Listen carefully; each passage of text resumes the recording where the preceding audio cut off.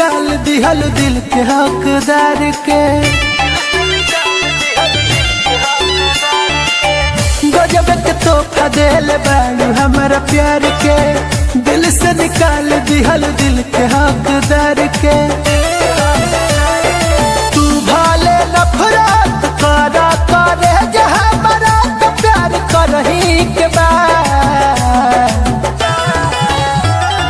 मर जाइब तोहरे याद में, एक दिन तो मरही के बाद मर जाइब तोहरे याद में, एक दिन तो मरही के बाद।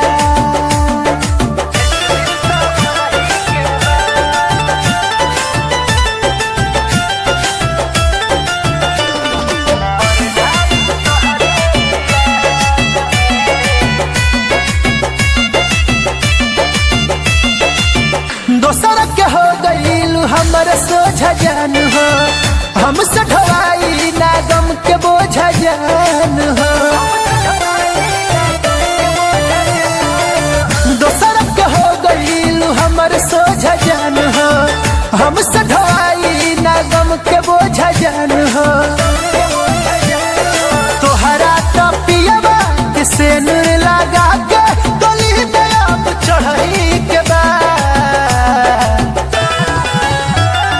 मर जाइब तोहरे याद में, एक दिन तो मरही के बाद मर जाइब तोहरे याद में, एक दिन तो मरही के बाद।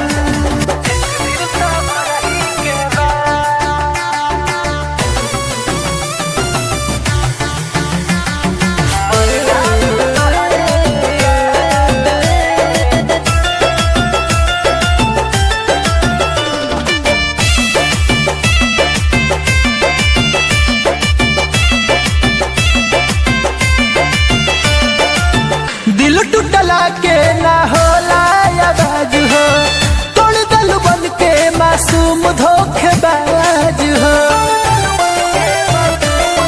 हो दिल टूटला के ना होला आवाज हो, तोड़ दल बन के मासूम धोखेबाज हो।